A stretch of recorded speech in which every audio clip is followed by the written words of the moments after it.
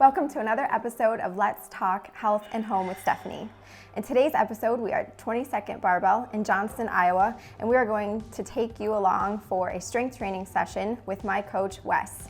So Wes is not only the owner of 22nd Barbell, but he is also a strongman competitor himself, as well as an ultramarathon runner. I'm super excited to have him on today's show to be sharing with all of you his knowledge. Wes is an incredible coach because he gets to know his clients. He learns what their personal goals are, whether you are looking to be competitive in a strength competition, whether you are a high school student who is looking to gain skill and strength for your specific sport. Maybe you're a mom who's looking to maintain tone and fitness, as well as to those that are looking to build stability and balance so that as they age, they have the greatest quality of life. So today we're going to be working on the foundations. So we're going to be addressing the 3 basic moves for strength competitions. So we're going to be looking at the squat, we are going to be looking at the bench press, and then lastly we're going to be talking about the deadlift.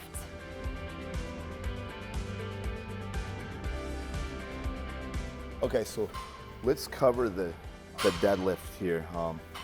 A lot of the fundamentals we learned in squatting are going to be applied to this deadlift. All right, so if we're looking at a front angle of Stephanie right through here, what we're looking at is the same neutral feet, okay? So the same neutral foot we used over there, and the squat we're gonna use right here on the deadlift. Okay. Where are we getting the energy to move this bar from? From my legs, my feet. Legs, the feet, the ground has the energy, right? So It's always the ground. This ground has that energy source. So again, we're going to be rooted into that ground. Big toe, little toe, heel, we're causing external rotation. This is easily one of the biggest mistakes I've seen for people who are amateur level at this to professional level at this is we're seeing a lot of valgus. That was an exaggeration. Yep, but I know, that's great. So as soon as we see that valgus, we see the arches collapsed, and well, this is glute shut off here. Yep, glute shut off, but this is a valgus knee, so it's falling in versus what we want. Yep, there you go. To out. Maintain neutral, to maintain out. Neutral arch, but it really starts right here. So we have to be active with those feet. All right, why is the bar slick right here? So I'm not supposed to be touching it there. Right, so this is the part that's going to be dragging up. Yeah, so all deadlift only bars will be slick in the middle. Like our squat bar and our bench bar has a little bit of gnarling there in order to fit on your back. All right, so we're looking to get your feet within that. Yep, it's a good stance here. Anytime your grip is on the outside of your feet, it's traditional stance, okay? So this will be a traditional stance. So the same 3 rules that we talked about in squatting all apply here, and we can best see this from the side angle right here. So let's bring your stance in just a little bit. Yeah, so we're trying to get the knot of our foot, the middle of your foot, to go right underneath the bar. Scoot forward just a little bit, Stephanie, right? That's pretty good right there. That's the position we're gonna start from every time. If she's too close or too far away, it's gonna affect the back ability, the position that you're gonna have your back in and your hips. So we're always trying to get that start position to be neutral foot, knot of the foot right underneath the bar. So now maintaining neutral arch here, maintaining neutral arches, and we're gonna definitely think about your spine being neutral here too, okay? So let's go down. This is the most important one. So let's talk about this move real quick before we start. When you walk out of squat and you're getting ready to squat it, what is your body thinking? Is it thinking, oh, a squat, here's what I do? It's thinking, I don't want to fall down. All right, so it's trying to be squished to the ground, so your body's got to wake up and stabilize. The dead portion of this refers to it being on the ground. There's nothing saying get tight. Right. All right, so not until you stand up with the first one do you have to go set it down, then all of a sudden you get really tight.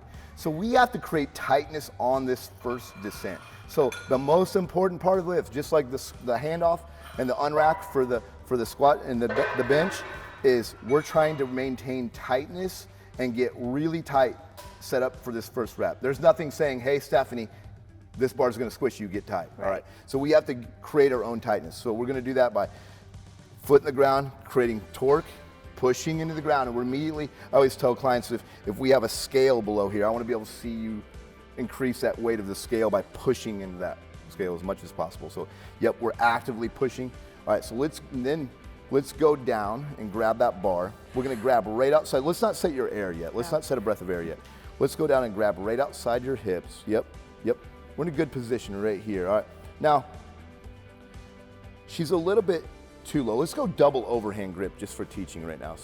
So both of her hands are gonna be overhand grip. She's in a good position. If we look from straight ahead angle, we're not collapsed in, we're nice driven out. We're making some contact here, yep, good. So her next position is we're looking at, is she neutral in her spine from the base of her neck to her head? Now come back up real quick. With the weight? Yep, no, go ahead, no weight, just stand back up. Good, let's go back to it again.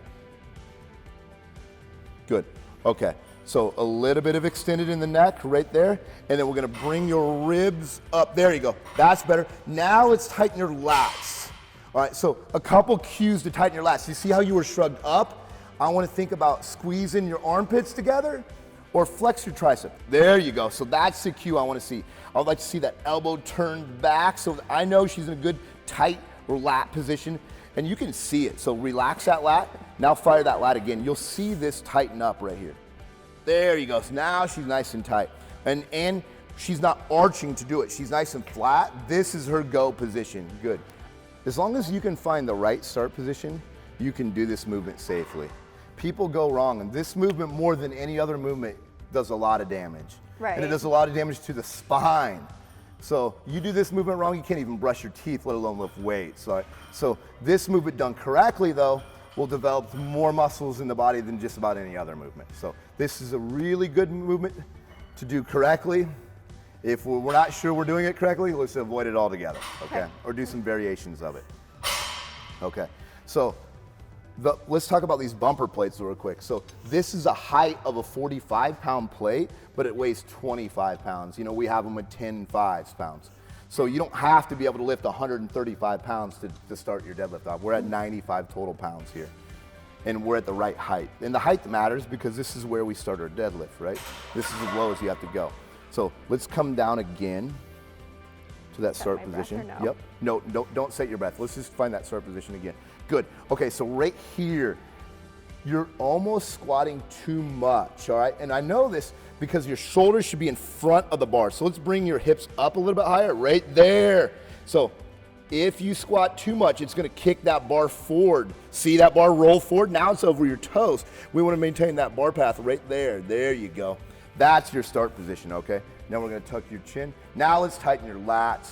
That's your go position right there. All right, now stand back up. Let's set your breath and find all that again, okay?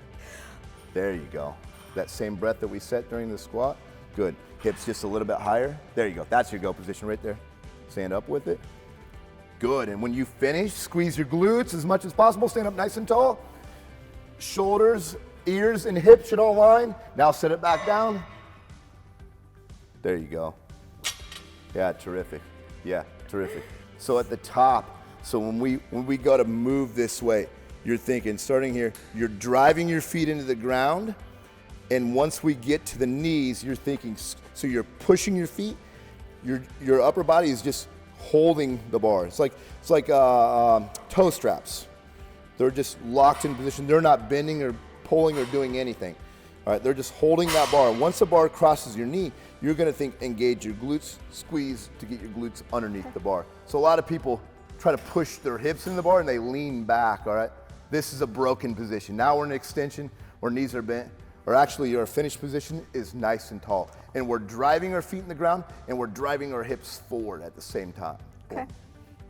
So the whole point of this movement is to get your hips from here to here. There's no scenario in which your hips are here and the bar is not right here. Got it. Okay? So think about driving those hips in that bar quicker. Okay. Good. A little bit higher. Good. You're good. Good. Good finish. Good. Good. Is that better? Yep. Come back to it again. Let's do it again.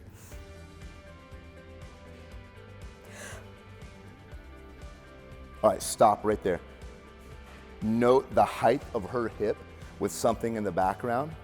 Now come back. Now do your pull. See your hip shoot up first. Now come back down. Now stop right here. No, keep going all the way down. Yep. Stop, stop, stop, stop. Now look at her hip height. Complete different hip height. Now this is your actual start position height. All right, you're wanting to squat too much on your first rep. Okay. Your hips need to be, yeah, right there. You feel the difference? Yep. Good. There you go. Now go. Yes, that's it. Better. And you can learn the most from watching. So when I'm coaching, I'm watching from this angle a lot. I can see if you tighten your lats, I can see if you're a neutral spine, and I can also see if that first movement, if your hips shoot up.